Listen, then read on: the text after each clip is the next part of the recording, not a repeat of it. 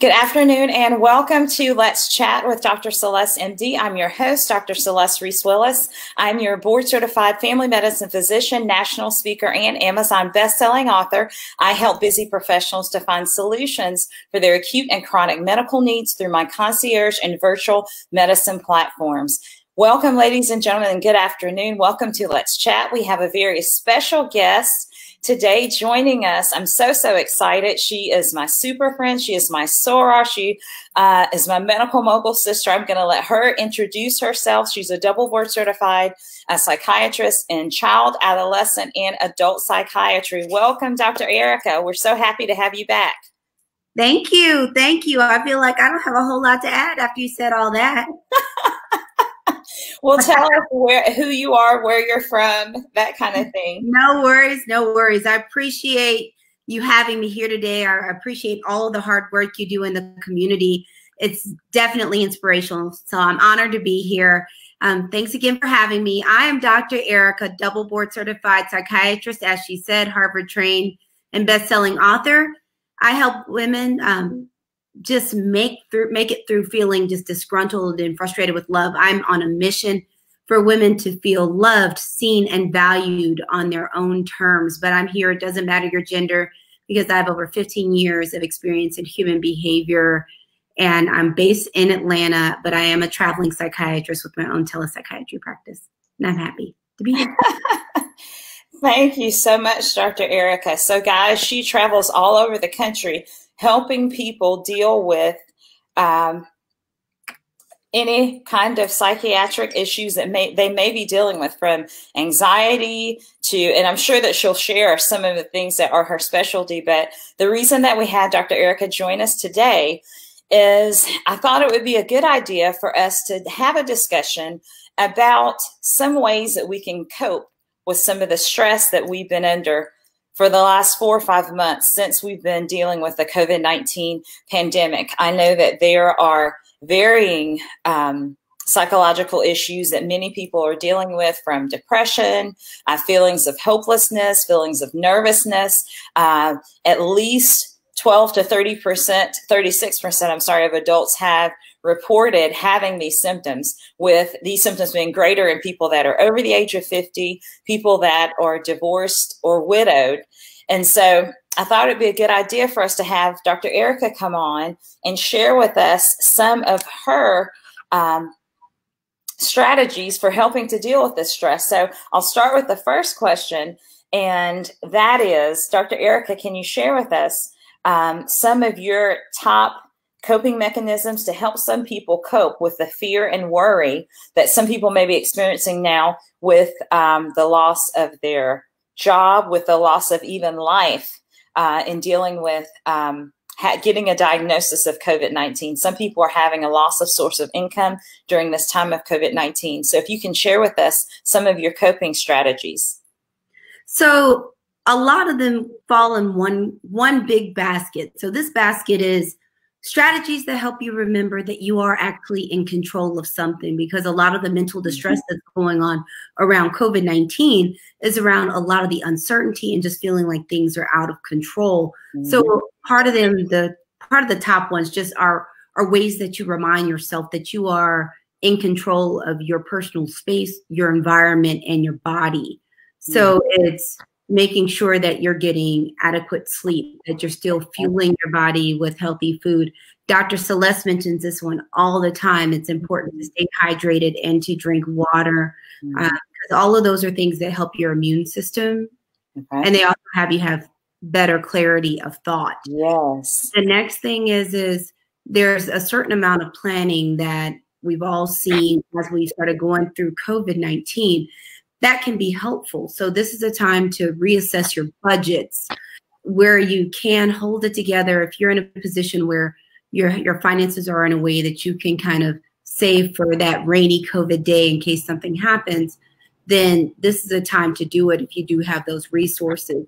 If you're finding yourself that you're someone in one of the positions that have either been furloughed or let go, or you're in an industry that just is not particular COVID friendly with the social distancing, or a situation just that you're a small business owner and your income has shifted or you haven't been able to be open, then it's also being proactive of looking to get this aid that's out here. Because part of what we're seeing is people realize that the unemployment is higher than it was. And then if they're small business owner, there's a PPP, EIDL, and there are these other avenues of help. But the thing is there has to be some level of action and determination with them, because everyone I've talked to, a lot of them, it took a little bit of time and patience and determination to get things done with their unemployment or doing PPP, EIDL, or whatever else they needed. And like Red Backpack Fund, there are quite a few. But the thing is you have to find a way to have the mental energy to do the follow through. Okay. And that's one of the other coping things is there's going to be things you need to do, and you have to be able to follow through. If it's a situation where you're kind of like, I need to be on hold a while, I don't feel like being on hold, or I don't feel like doing this one form, well, then you're going to end up in a situation where you're dealing with the financial ramifications of not having this aid that's out here and it's allocated. Why don't you get it instead of sitting around struggling when there may be some aid for you? So a lot of it is it's kind of getting in a mindset of figuring out what things you can actually be grateful for also in the moment, in the midst of all of this chaos and loss.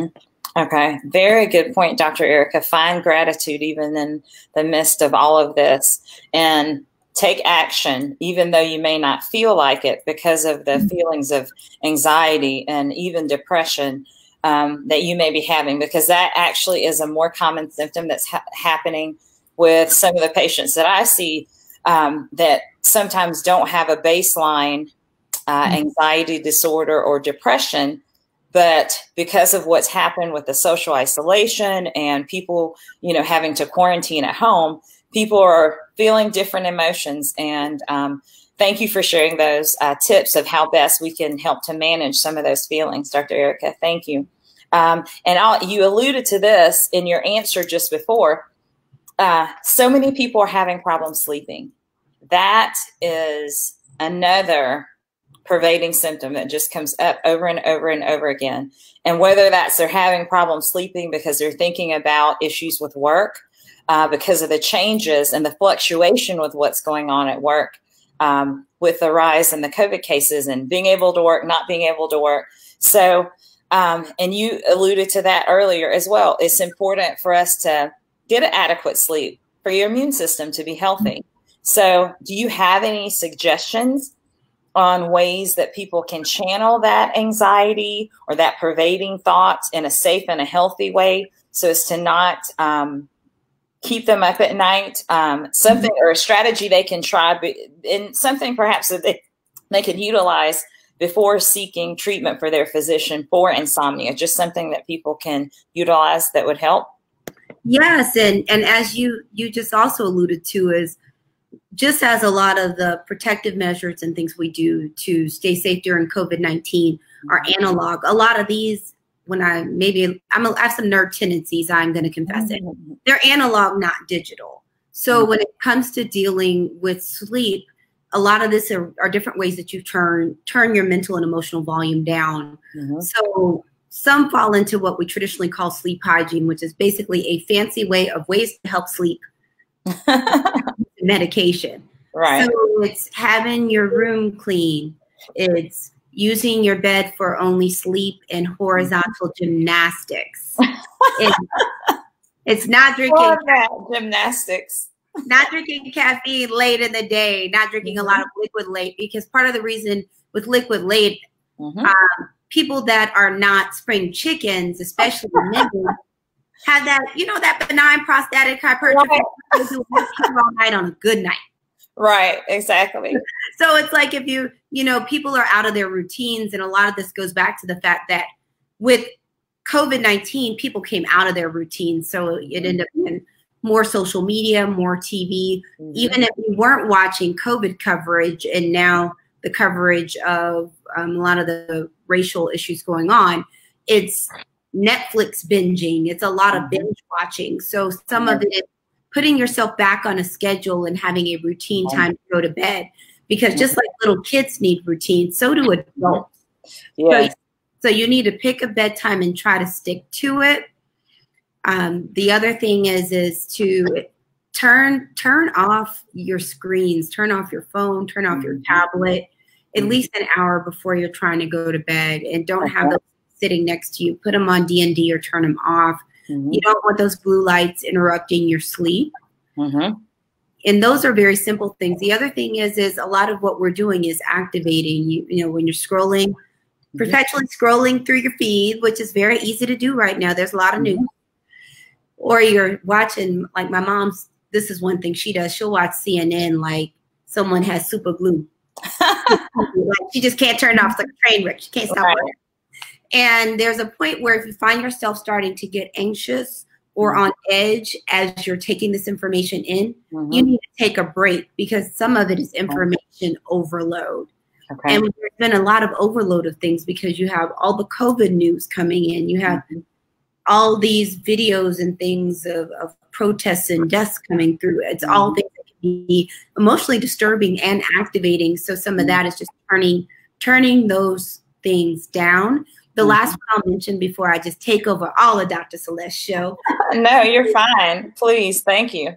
Is meditation. And it doesn't have to be some super deep, you connected with your inner Buddha in your Ringe. It doesn't have to be all of that. But if you haven't been meditating, there are quite a few resources that are very simple, like apps like Calm or Headspace. You can just type in YouTube and they'll have guided meditations, or you can even say you want to do it for 5 minutes, because some people are like, I can't quiet my mind. You don't need to do this for 30 minutes or an hour, sometimes 5 minutes. Content like Peloton has meditations, including sleep meditations. Oh, wow. Very helpful. So wait a minute. So with your Peloton, you also get a meditation program with it, Dr. Ericka? There's some of everything. Peloton knows I love Peloton. So right, I know. And there's access. That content's on the app, so people can access this content even if they don't have a bike. But they have a full meditation content that is some of it's live. You can do it on demand, everything from body scans to sleep to relaxation to happiness to contentment, a wide variety of things. But the sleep ones are really good if you just need to quiet your mind. And I know some people that they'll do them and then they'll go to sleep. Okay, that's awesome. So, and you mentioned that even meditating for just 5 minutes can be effective in helping to steer away from that road of anxiety to a more positive thought. Or at least to not degrade down a negative, spiral down a negative road, so to speak. So then that means that would be something that we could even do, even if you're at work, I would propose. I have done it. That especially some of these shorter ones, especially after you do them once or twice, if you're someone that, you know, everyone has their own thing. Some people like guided ones. Some of them are like, I don't want anybody to be talking when I'm meditating. But whatever works for you. Right. You may hear a guided one and figure out there are a few kinds of things in it you like, and then you do it to yourself. But Dr. Carol, one of our other super friends, is really good for this, and she has some that are really quick. And I've done them at work. I did like 5 minutes at work when it just seemed like it was chaotic or hectic. And sometimes you just need that slow down and that reset. It's amazing what that pause does. And a lot of these tools are tools that help you pause. Okay. Okay. Awesome. Thank you, Dr. Ericka. Thank you. Thank you. And it looks like we have some people that have joined us. Hi, my mom is joining us. Hi. Thanks for joining. Hi, Dr. Janine. Thanks for joining us. And my friend, Betsy Bailey. Hi, Betsy. Thank you for joining. And so she says she loves her Peloton. And she's going to try the Peloton meditation, it looks like. So Peloton, I need to look at getting me a Peloton. Peloton is very popular. Well, we need to talk. But one of the neat things is we're all of us Spelmanites. We're so excited because their newest instructor, Chelsea, is a Spelman alum.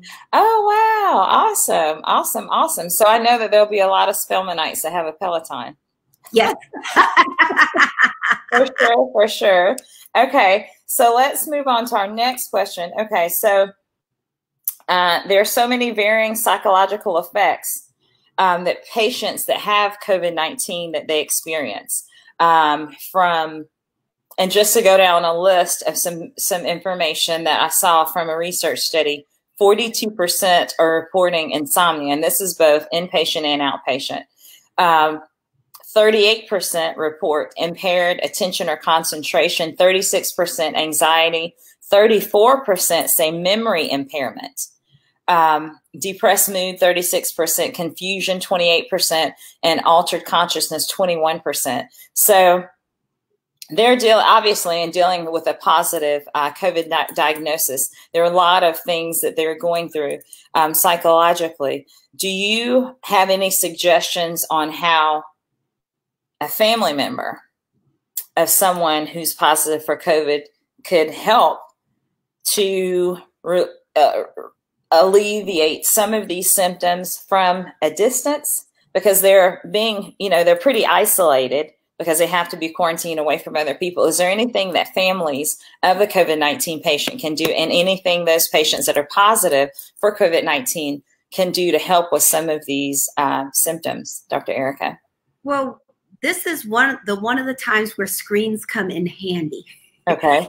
That especially with the isolation that comes up with COVID-19, because especially there are times where someone may be living alone that has COVID-19, but there's even a significant amount of isolation for someone that ends up getting COVID-19 that even lives with people because they can't be around them due to the risk of infectious spread.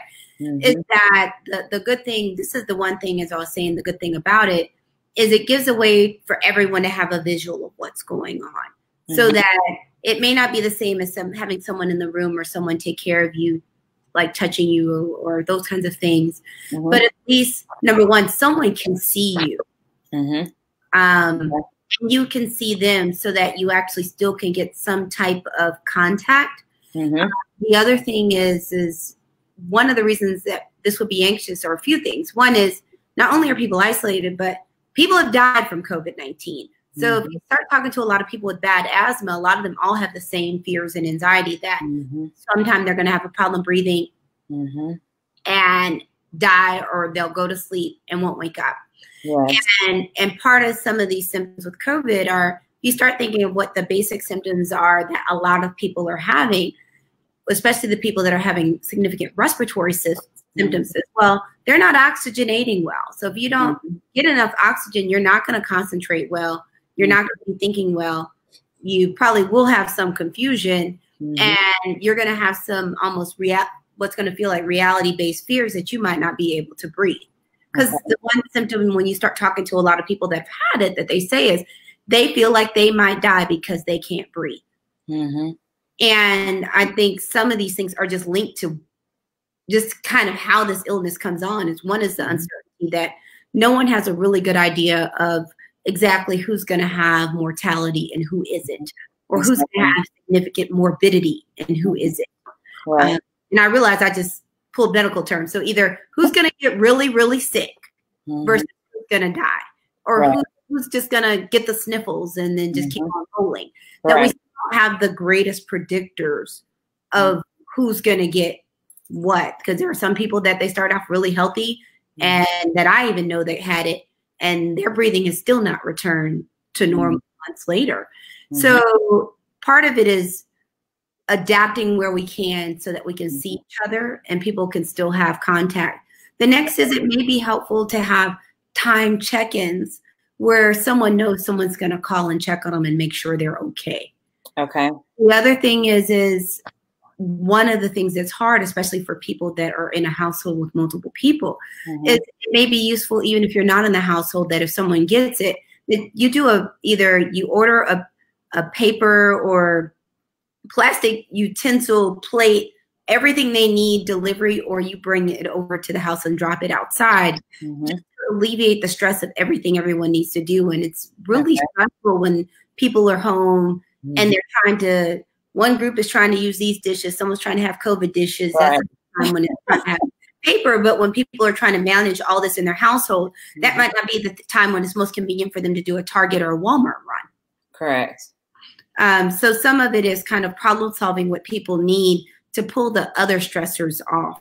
But the other thing is just making sure that you're checking in on people, and that people that are going through that, whether or not they may be able to find some things that can occupy their mind, be it TV, be it reading something, be it doing some kind of puzzle, just something that'll stimulate their mind and also act as a distraction. Or even another good option might be some coloring, because it's something that can be a little bit more mindful and distracting. Releasing stress through coloring. I think that who does that? She has a book that talks about that, actually. And yes, Dr. Dietrich Gorman. She's one of our mogul sisters, our big mogul sisters in the class before us, who has actually written a book about how you can release stress through coloring. And it's a phenomenal piece, very, very interesting, and about how that works. And it must be something about the actual coloring that causes the release of the anxiety, is what I would presume. But I guess we'd have to read her book to find out exactly why. I looked up some stuff on that. Oh, did you? So what did you find? So some of it is that the activity itself is a distractor. The other thing is it's something that a lot of times, especially with certain types of intricate drawings, that there's something about it that ends up being calming and ordering. The other thing is it can also recall positive feelings of coloring in childhood. So it helps on a multi-dimensional scale, but they found that a lot of the studies they did were specifically with mandalas, but a lot of, like, her book has a lot of the intricate patterns, so it's kind of similar as far as the intricacy also helps people focus. Right. Okay, so then that works not just for kids, but for adults, you're saying? Right. That's very interesting. So that's something that could help someone, whether they're COVID-19 positive or whether it's family, in an effort to try and help relieve stress. So that's very interesting. Thank you, Dr. Ericka, for sharing that with us. I have one last question here, and that is, and I think you kind of already hit that, and any suggestions for patients living in isolation. You've already talked to us about the coloring and how they can remain encouraged and positive even during illness and isolation. Well, I think this is one of those times where it's important to find support. So it's kind of knowing who loves you and reaching out to them. And actually, this is one of those times where it's important to ask for what you need. That it's asking for the support. Be clear. You need someone to call you, or you need someone to you, or you just need someone to tell you that they love you. So that you don't feel like you're forgotten while you're sick and kind of unable to engage the same way you would otherwise. So I think part of it is just reaching out so that people can actually help you, but you have to let them know you need help, because they may not know they may not even know you have it, or they may not know that you're significantly ill, or they may not know that you don't have the resources to get what you need. Right. And they may not know your love language, what's going to help you. Kind of feel better. Finding out what someone's love language is even would be, it seems like that would be helpful anyway. And it's also important, because I remember when COVID first hit, I was having a conversation with one of my friends, and we were talking about the fact that a lot of us were single and there was no one in our household, and just making sure that you have all the important information, that you have at least someone that's very easily identified as your emergency contact that has your health information in case you get sicker and you have to go to the ER, or God forbid, EMS comes to you, that there's someone that actually knows what you're allergic to, what your health is, what your medications are, that it's easy to find your emergency contacts, or to have it in your phone. But just to make sure that in case of emergency, you have those things. And also for like the elderly people in your life, or people that that may not have someone in their household readily available, that some neighbors that can check on them if you can't get to them, or that you can activate if there's an emergency. Okay, awesome. Thank you, Dr. Ericka. Thank you so much. So those are wonderful tips, ladies and gentlemen. You heard her say, if you are someone that is being forced to live in isolation because you're positive for COVID-19, that coloring actually helps to decrease anxiety and stress levels, as well as making sure that you reach out to your family and loved ones and make sure that they know, hey guys, check on me. I need you to check on me. I encourage you guys also to, if you know someone that is living in isolation, especially if they're older, and anyone living alone, please check on them. There's so many different emotions and feelings that people are having right now that I know that patients have expressed to me. And it's an uncertain time, and there's a lot of civil unrest that's right now. So I think expressions of love is the greatest gift and one of the strongest emotions, the strongest emotions we have. So I think that that can be something that can help to bring some positive into what, you know, would otherwise be a really dismal situation. So expressing that love would be a good thing. So thank you so much, Dr. Ericka, for that wonderful, wonderful advice. Do you have anything else you want to share before we see if anyone has questions? The only other thing I'd have to say is, Dr. Celeste, we're always on the same page that I feel like one of the biggest things we have to battle this is love. I feel like the other thing that goes with the love is grace. So giving yourself the grace to deal with the fact that even though we've been dealing with COVID for a couple of months, it's still, this is still a new situation. And especially since there's so many things on top of one thing, on top of another, and it's been a little unpredictable as things have opened up, and we're all wondering, are they about to shut down? Is to give yourself some grace that this is a constantly evolving situation that a lot of people are being forced to adjust to day by day. So what you did last week may not be the ideal thing to do this week. So it's okay if this is an experience where everything doesn't go exactly right, or it's not perfect, or you feel like you could have done something better. All you can do is the best you can do. Right. Exactly. That's all you can do. Okay. Thank you so much, Dr. Ericka. Let's see if we have any questions. We had a couple of people to log on. My sister's there. Hi, Rabia. Thanks for joining. Dr. Anissa joined us. Hi, Dr. Anissa. How are you? And Bella Bryant. Hi, how are you? Miss Spencer said, yes, she said we need some form of human contact, talking about living alone during the time of COVID-19 and having to live in quarantine. One thing that would be interesting to know is how many people have bought dogs during the quarantine.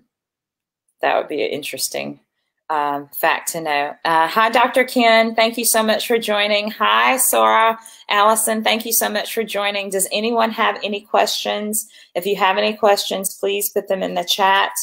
Anything before we let Dr. Ericka go? We appreciate her taking so much time out of her busy schedule. She's on everyone's TV show every day of the week.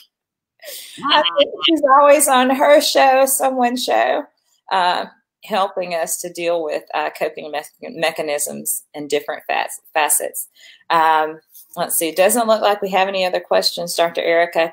So, guys, if this information has been helpful for you, please do not hesitate to share this information with family or friends. If you're watching this in replay, we ask that you would put #replay in the comment section. Please leave any questions you have in the comment section. I'd like Dr. Ericka to share with you guys before you go, because especially if there are people that live in the states of Georgia, Tennessee, and I can't remember where else. I know that she's accepting, she's just recently started telemedicine psychiatric practice. And I'm so excited and proud of her being able to extend herself and help people all across the country because she's phenomenal. So please share with us, Dr. Ericka, about your book, as well as how they can get in touch with you if they have any psychiatric needs or want for a consultation.